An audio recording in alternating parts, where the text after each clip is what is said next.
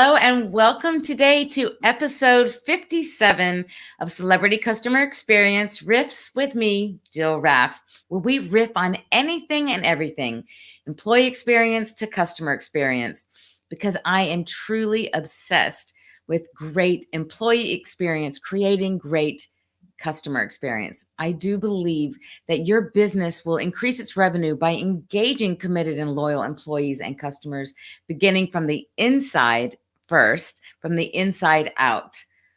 So today, we're going to be talking about creating empathy at scale by understanding decisions. So it's really important to understand the decisions that drive the buying of your customers and the decisions even within the employee experience. So I have a wonderful expert today to bring you to discuss this. And Mary, I welcome you to the show. Thank you so much for joining. Hi, Jill. It's great to spend this lunch hour with you here today. Thank you. Thank you. So a little bit about Mary, so everyone knows she is dynamic. Mary is the Chief Marketing Officer at Worthix, a tech startup that uses AI to understand and track customer decisions. She has a passion for consumer behavior and extensive experience in customer experience. Mary's been featured as a CX thought leader and influencer by various publications, has authorized multiple pieces of on the state of customer experience, and considered one of the rising voices on the subject. She's currently serving as a board member of UGA, University of Georgia's MMR program, Officium Labs, and Latinas in Tech Atlanta. Awesome. What a great background. And I should mention that, so Mary and I met because we were both speakers on a panel with Arquette Global, talking about employee experience and customer experience. And they kind of posed the question, does one come before the other? Do you need one for the other? Which is more important? Are they equally important? And there was a lot of great energetic conversation around this, which I absolutely loved. So hopefully we can repeat some of that, Mary. And it's been so great getting to know you, particularly around your passion on this subject. I can't help it, Jill. I'm a troublemaker. I come into these panels and these forums, and I mean, everyone is wonderful, but it gets tiresome of hearing the same thing because it feels like everybody really agrees. Like it's a topic that most people tend to agree on. And then I'm like, I'm going to throw some discord in here to get the conversation going and see if we can come up with new ideas and new ways to solve problems. So yeah, but it was wonderful being on that shared panel with you. And I think that we clicked right away and figured that we'd work more together, do some more stuff. And this is the first of hopefully many. Exactly. Thank you. I feel the same. Yeah. And I love being that devil's advocate, throwing things in, because yes, while it's nice that someone may agree with you, I do agree that I think progress comes from where you have not conflicting, because I don't see it as a conflict at all. I think it's healthy and it's really invigorating and innovative by having different opinions and different ideas. And usually the two will come together in some way, but I think it definitely helps elevate the whole topic and problem solving. So yeah, thank you. So Mary, let's start with a little bit. I always like to have everyone understand a little more about your background. What lit your journey to focus on customer experience and get involved in the business? And particularly also, how did you end up on the tech side of the business? Yeah. Well, my background isn't in customer experience or in marketing even. My background is in education. That's how I started off my career. And the first part of my career was spent, the first 12 years was spent in education. And essentially, I had my own language school that I ran, and I was an entrepreneur starting out really early. I opened my company when I was 20, 21 years old and kind of did that for a really long time. And as an entrepreneur, you learn to be very troubleshooting oriented, let's say. You look at things from a different perspective, and you also understand that there's nothing that you can't learn. So it gives you a forward-thinking mentality where lots of times you just have to buckle down and learn something and implement something new. And it's surprising at how easy it is to absolutely shift career paths entirely halfway through, pivot entirely, and become extremely good at something new. And that's what I really dedicated myself to doing. I moved to a different continent, and I had to start fresh. I had a clean slate. I got to pick, and I was in a really lucky position. So I started doing some research. I started looking into the options that I had, and marketing seemed like something that was dynamic, that it was exciting, and it was something I felt I could really dig into. And if I gave it my all to learn something new, I could probably be successful at it. And here I am, and it worked to a really good degree. And it just happens that the marketing that I do overlaps with customer experience. And in working with customer experience, producing content material, hosting podcasts, writing ebooks, conferences, speaking on stage, partaking in forums and panels, I ended up acquiring a certain amount of knowledge that I owe not to myself, but to the people that surrounded me and to the people who I was lucky enough to have mentor me and teach me and really open my eyes to this world. And I think that since I come from the outside, I look at things from a more objective standpoint. I do have that business person in me that's been around since the beginning of my career that drives me to look at customer experience from a business standpoint, as opposed to a practice that's beautiful and wonderful, but not very practical, right? So that's, I think, the one thing that has given me a little bit of an edge in my journey through customer experience. And it also helps that the company I work for focuses on providing solutions that are very hands-on and very actionable for organizations. So, I mean, happy coincidence that's not so coincidental, rather planned. Yeah. Wow. So, well, first of all, I'm curious, what was the other continent that you were on that you came from? So I grew up in Brazil, believe it or not. I was born there. My mom is Brazilian and my dad is from the US. And so I was born and raised there and started out my career there, went to school there, and actually moved here just a couple years ago. I've been here for 6 years now. So before that, it was an entirely different reality for me, especially from a business standpoint. But it's great because I think that it gives me a really global perspective of how things work. I'm not limited to the way that things are done here in the US. And since I work for a global company, it's actually really important to have that perspective. It is. So therefore, that's the Latinas you mentioned. That is, there is a Latinas. There you go. I missed that when we spoke before. And I was like, that's amazing. I love it. I echo what you're saying so much because I also feel that, well, first of all, one thing that you touched on in terms of it being like really a business where you're going to see and expect and need to have results. It's not just that fluff. And so it drives me crazy when you hear the typical corporate speak of still calling EX and CX, a soft skill. Right. There's nothing soft about it. It is your people, and your people are the hard backbone of your business. And so I always refer to it as an essential skill. These are essential skills that we need, and they truly you cannot be successful without that.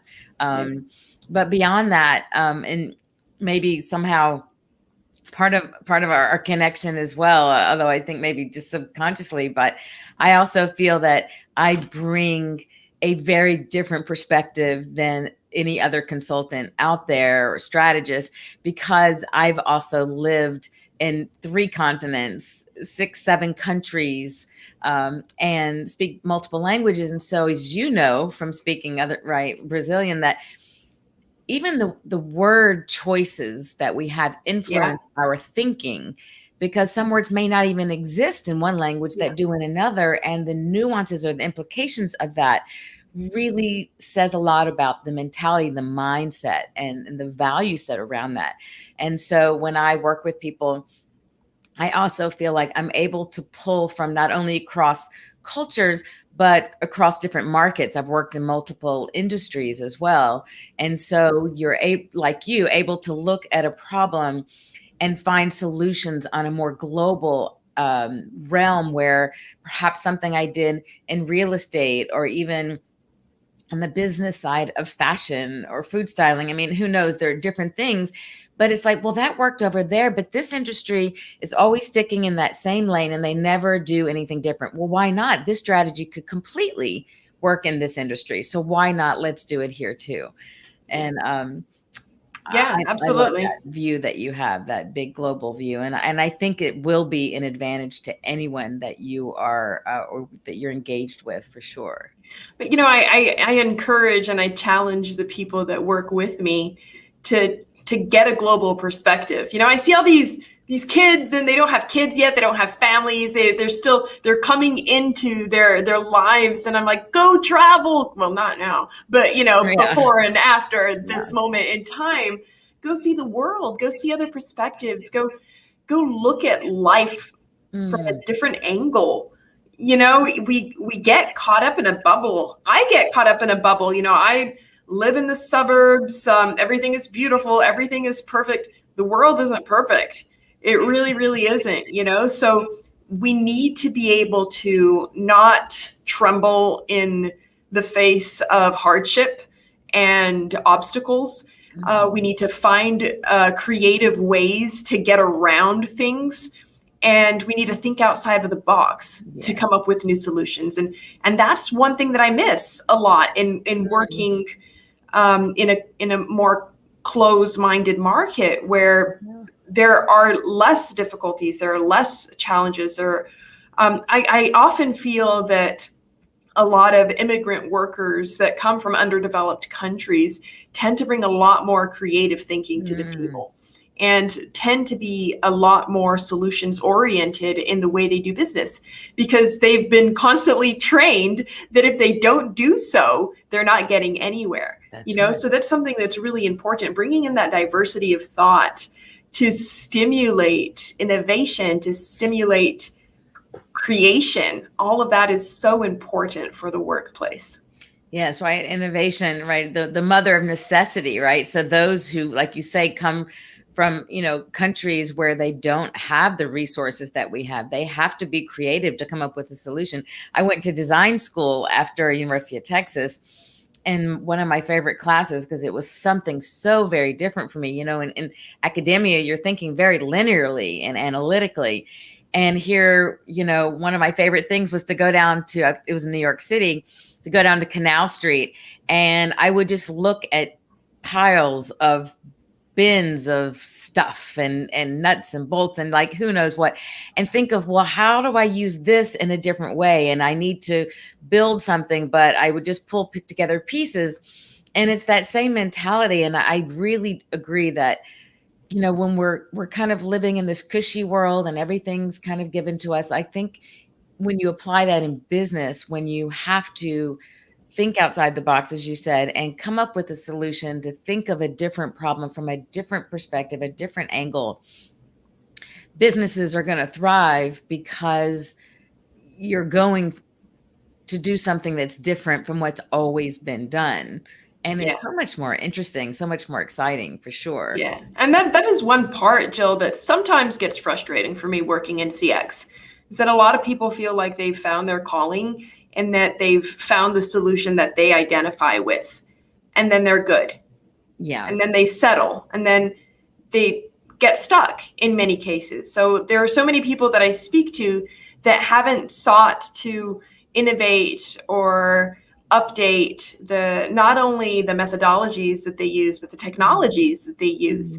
And in many, many cases, I find that people working with customer experience are stuck in a past of 20 years ago. And we might say, okay, 20 years isn't that much, but it is that much in this world. It's moving so fast. I mean, look at the changes that we've had in the past, 8 months to a year, or even less, like in the past month, we've seen such accelerated movement towards opening up again and going back to normal, or finding a new way to do things after this period of isolation and separation. If you're sticking to something from 20 years ago, how does that apply to today's market? How does that apply to the dynamic generations that are coming into the market as we speak? Not only from a purchasing standpoint, but from an employment standpoint as well. These are people that are nowadays, millennials are reaching executive levels in corporations all around the world,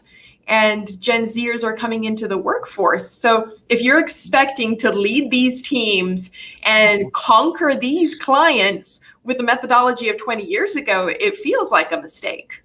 A big mistake. Absolutely. And no one would be able to relate. And it's all about creating those relationships. In order to have a relationship, you have to be able to relate and understand the way they think. Right. Yeah. And I think even from from a year, say 14, 16 months ago, business isn't the same. Certainly a decade, 20 years ago. But even since last year, I think we have just changed light years, both in seeing what's happened with technology, people who were quick to respond with the pandemic and realized they had to get online, they had to develop that tech. And I think the mentality has changed with going through such a traumatic year. So speaking of that, tell us a little bit about the pressing problems that you see happening in the workplace and the companies you're working with, and how what you're doing now with Werthix, because it's a very exciting application and tool, and how you feel that that's addressing the problem. So let's start with what you find that the pressing problems are, and then maybe what some of the consequences are, and then how your solution helps with that. Well, there are very few companies out there, and there are very few technologies out there that are able to keep up with the speed of change of this market. Because by the time we have created a survey or a questionnaire to dialogue with our customers, or to have conversations with our customers and listen to what they feel, and by the time it goes out into the field and we deploy that survey, we collect that information, bring it back in, analyze it, separate it, try to find a trend, try to find a pattern in it, and scale it to the executive board. It's expired. I think expired is the best term. It's no longer relevant. And we have really clear proof of that with some of the studies that we did. We did a really great study alongside University of Georgia and the Masters of Marketing Research program, where we interviewed clients or customers of several large organizations in different industries to try to understand how their mentalities shifted during the period of lockdown of COVID and directly after it.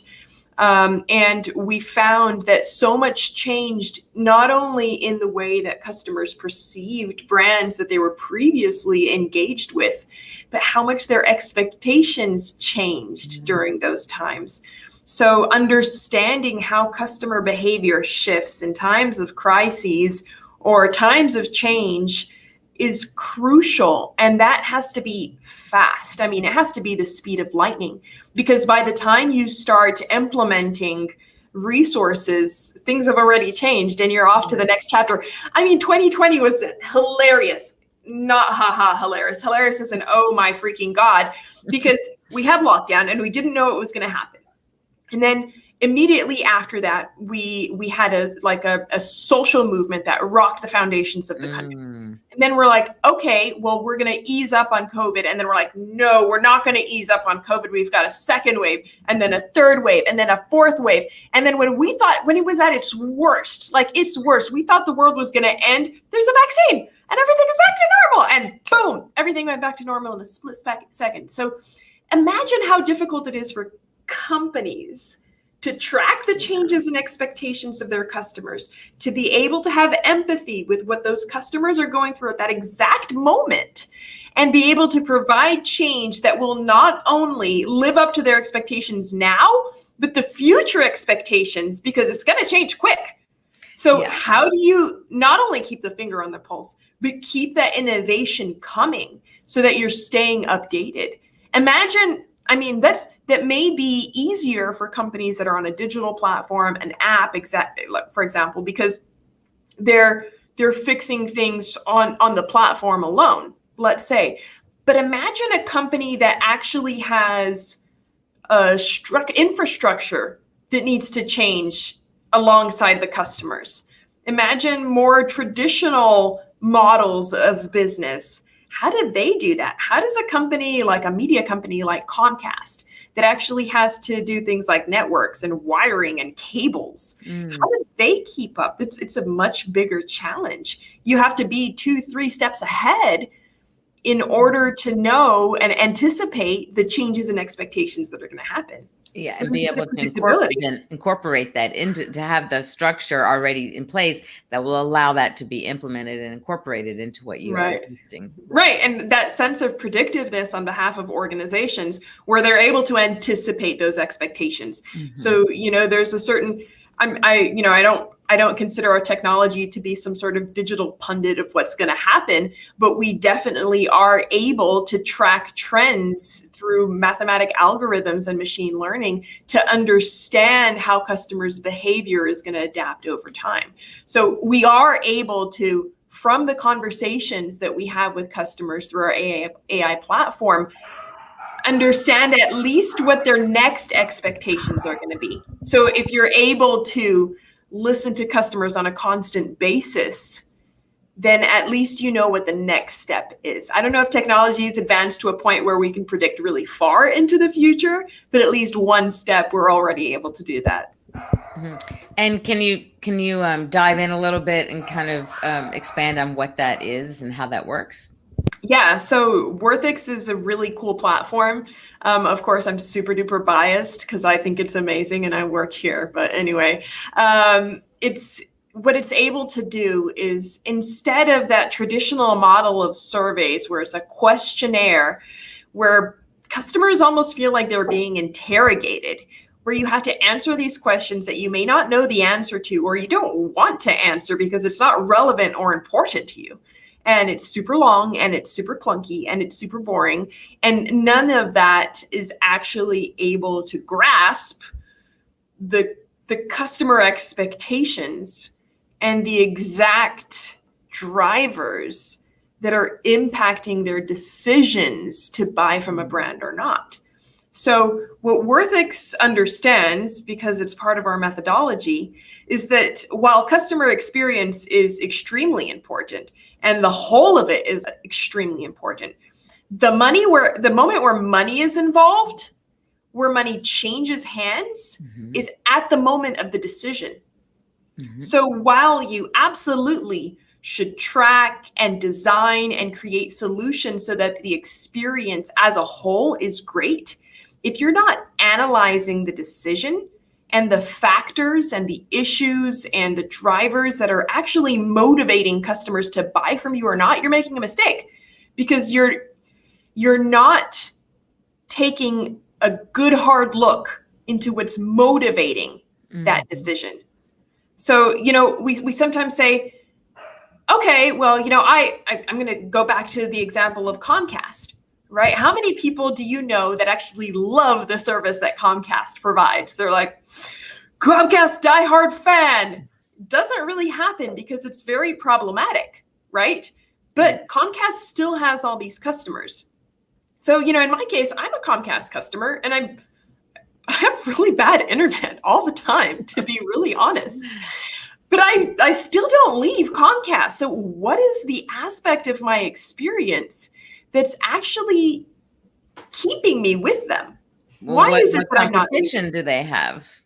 Not only what competition do they have, is the competition's value proposition any better? Right. Is the effort that I may have in switching providers, at the end of the day, am I truly going to get something that's good enough to make all that hassle worth it? Yeah. Right? Exactly. So there are so many different elements at play The customers are weighing out in our minds on a constant basis. And this is normal human behavior, right? Mm-hmm. So whenever we're faced with a decision, we weigh the pros and cons. We do a little cost benefit analysis, right? But it's not only with price and with product. There are other more intangible drivers at play that are affecting the outcome of our decision. So, when it comes to social proof, for instance, how I'm going to be perceived socially for making this decision, that's a huge influencer that's actually pretty hard to measure. Or, for example, brand identification, which is becoming stronger and more present every day with generations that feel like they want to do business with brands that they connect with, right? How do you measure that? And if you're not measuring it, what are you failing to assess, or what are you failing to add to your analyses? And they're really, really important factors that companies need to start taking a good hard look at when understanding what motivates their customers' decisions.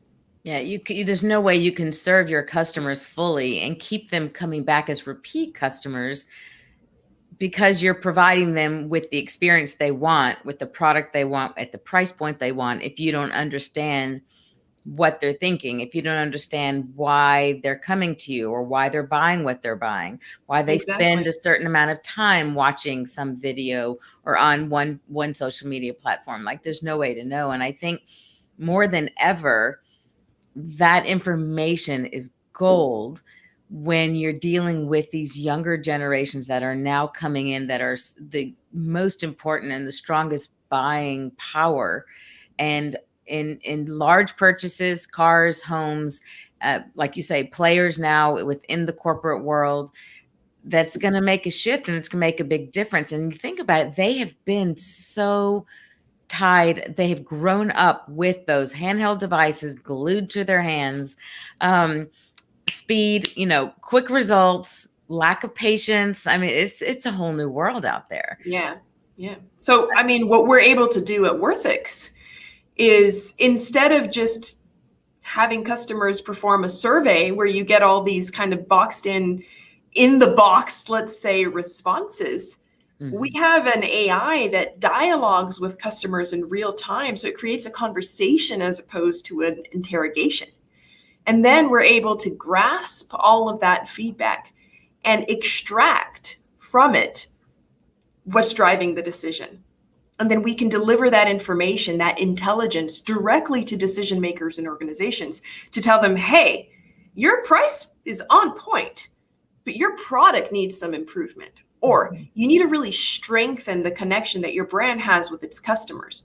Or, hey, it seems like there may be an issue with logistics. So we're able to pinpoint all of the moments and all of the experiences that are having a positive and a negative effect on customers, and provide that in a really clear dashboard to companies so that they're able to buckle down and change the things that need to be changed most urgently, invest in the things that are causing the largest positive or negative response in their customers, and actually make decisions based on science as opposed to on intuition, which is something that's been happening for quite a while. Yeah, very, very interesting point, and a good point. And I think the idea of being able to flex and shift with that as it is changing and shifting so rapidly. And I think more so because of the pandemic, but even with the advent of technology and how rapidly it's growing and changing. And it seems like that because of technology increasing, the technology is making the new technology that much happen and change that much faster. So it's like exponential. Right? It's like a super drive. It's kind of insane. And but then the tools have to also speed up. The tools that we use to measure and improve, they have to move just as fast as that innovation and as those expectations. Right, exactly. Yeah. And so you do this through your AI, and it's through word recognition. Can you just explain a little bit of how that happens so people have a concrete understanding? Because I think it's really fascinating. Yeah, there are a couple of elements to the technology itself. But the first moment that the AI kicks in, it is a natural language processing to be able to have that conversation, right? So when people think of AI, they still have this really kind of weird sci-fi idea of what AI is, right? And AI, there are many different ways, but essentially it's just that machines have the capacity to replicate something that they've been taught to an infinite scale. So what we're able to do is we're able to teach languages to this AI. So our technology can be deployed in any country with any language and any culture, really, without having to be adapted, because the AI does it itself. So it makes it a really powerful tool. Anyone who works in marketing research knows that to enter a new market, it takes months to be able to create a new questionnaire, to be able to speak to customers and get feedback. So the fact that Werthix already has all of this built in and it's plug and play, hit the ground running, is also a huge advantage. Yeah, and it really picks up, kind of coming full circle on the nuances that are different in every country, every culture. So that's very important. Absolutely. The drivers of decisions here in the US are entirely foreign to other cultures. You know, if you consider that even our notions, our moral compasses and right and wrong is shifted in depending on the culture that you're in. You know, lots of times we speak to, you know, we've got customers over in the APAC region, and we have to adapt the way the AI dialogues, because certain concepts that seem really basic and straightforward for us here at home are very different abroad. And sometimes there isn't even language or words in that language to express a concept that we can do so normally, so naturally. Right. So exactly. That's what we were talking about before, right? With languages. And I found to me that it was one of the most fascinating things that in one language I speak, for example, there's no word for to study. It's only to learn. So think about that. I mean, to me, that just blows, it blows me away, because you can study and study and study and you can read, but it doesn't mean you're learning the information.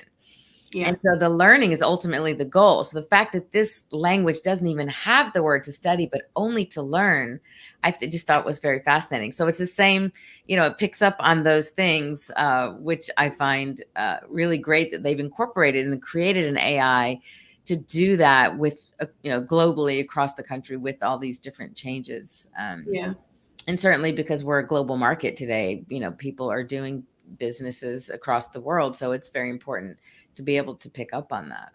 Yeah. I love it. Well, we have gone, I could keep going. I've tried this year to bring all these guest interviews down, and it's been very difficult, but I want to thank you. And usually, you know, it's hard with the timing. Usually we get the replay viewers. So we want to encourage anyone who's watching the replay, first of all, thank you. And please, you know, comment, be involved in the conversation by commenting, write a note. If you have a question, tag Mary, tag myself. We'll engage with you after the fact. So please do that. If you want to reach Mary, reach out and connect with her on LinkedIn. And it's up on the live stream right now, linked.com/ and just her name, Mary Drumond with 1 M, Drumond, Mary Drumond. So be sure to reach out to Mary and learn more about Werthix, or just about Mary, because both are really interesting and deep and fascinating. So thank you so much, Mary, for being with me today. I really appreciate it. It was tons of fun. To more work together. Thank you. Awesome. So we will be back next week with more interesting conversations around employee experience, customer experience, stories, experiences, how we can learn to be able to create those better experiences along the way, to change and shift, to go along with what's happening in our world today. And it's always fun to be here with everyone. So I thank you again for today and wish you many wonderful experiences. And we will see you next week. Thank you.